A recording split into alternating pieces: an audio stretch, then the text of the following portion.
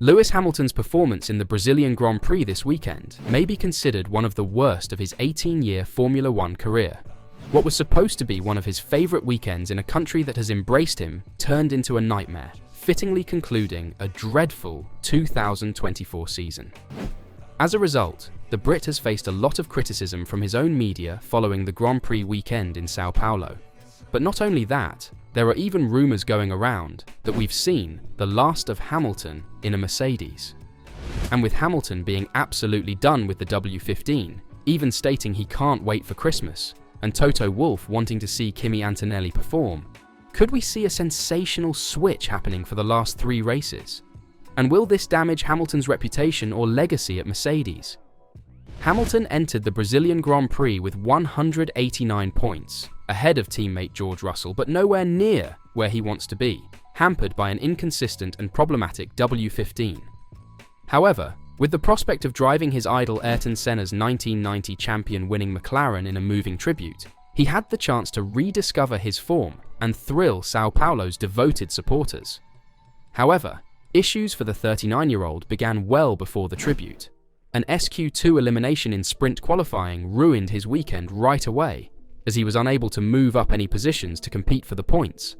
It subsequently went from bad to worse, with Lewis Hamilton's W15 finishing only 16th in qualifying for the Grand Prix. This all led to harsh words from his home country's media. Even before the Grand Prix, the weekend had been awful, with the Daily Mail writing scathingly about the British driver. Hamilton's contrasting form was one of the most remarkable flops I have witnessed, claimed the newspaper, going on to warn that Hamilton may never rediscover his form again. Either Hamilton is being sabotaged by Mercedes, or something is seriously wrong with him. If that's the case, even his big transfer to Ferrari in 2025 may not result in his 8th world title, which might scare some at the Scuderia. Hamilton, on the other hand, shown some racing at Sunday's Grand Prix, pushing his way through the mayhem and rain to reach position 10 and claim the final points-paying place.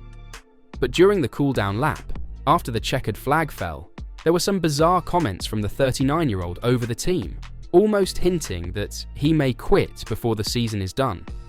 That was a disaster of a weekend, guys. That is the worst the car has ever been. If this is the last time that I get to perform, it's a shame it wasn't great, but grateful for you. This led to immediate rumours going around that Kimi Antonelli might step in for the last 3 races. As for Hamilton, there is nothing left to compete for rather than utter frustration. The Telegraph also focused on Hamilton's race in Brazil. The headline read, "Have Ferrari signed a busted flush?" The British paper admitted that reaching such conclusion is premature, but it is a valid question. The Telegraph decided that Hamilton had earned the chance to prove himself after years of achievement. After the 2021 season, I'm sure no one saw Mercedes' downward slide, and in 2024, Hamilton has been on an uncontrollable spiral. He finished 3rd in the Drivers' Championship last season, trailing only the dominant Red Bull Racing team, demonstrating that he still possesses the necessary speed. That was long gone by 2024. That might be because he knows he'll be departing for Ferrari at the end of the season, or there could be a deeper reason that is unknown. The only solution to that question will be the 2025 season. One thing is clear, and that is that the second half of Lewis Hamilton's last Mercedes Formula One season has degenerated into a devastating series of terrible races, with the Brazilian Grand Prix being the lowest point. Hamilton's 10th place finish, following a surprise Q1 departure and a disappointing race that included a protracted final stint stranded between RB driver Liam Lawson and Red Bull's Sergio Perez, is a far cry from his mid-season peak of 2 victories in 3 Grands Prix. And with Mercedes still battling with an inconsistent car and not being as quick as the top 3 teams, he would be eager to terminate a season that is clearly not going well. Hamilton said, "No, it can't come soon enough." Hamilton is set to quit Mercedes after 11 seasons and join Ferrari next year.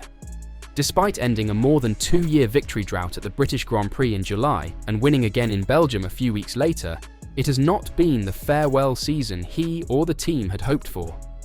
Mercedes has fallen from its mid-season high and is now a distant 4th in the Constructors' Championship. Hamilton was nowhere to be found in one of his favourite events in Brazil, finishing a pointless 11th in the sprint and earning only 1 in the Grand Prix. Unsurprisingly, there is little inclination to conduct a public post-mortem, although Hamilton consistently highlights the car's shortcomings. He described the race as crap, said, "Let's not talk about the car because you know the car is no good," and summed up the weekend by saying, "Yesterday was terrible, today was terrible. Yesterday was bad, qualifying was bad, the sprint race was bad. The car's just been bad all weekend." Hamilton was nowhere near the front during one of his worst weekends of the season in terms of pace and outcomes. His qualifying troubles have been more evident after the summer break. He has started 14th or below in 4 of the 7 Grand Prix since the summer break, with a best result of 4th. 2 races ago in the United States, he started in Q1 and then spun into the gravel on the 2nd lap. He told reporters in Sao Paulo, "It doesn't feel good, obviously. It's devastating to have these bad races in the second half of the season, but all I can say is we're trying coming into the weekends, but it's definitely not acceptable.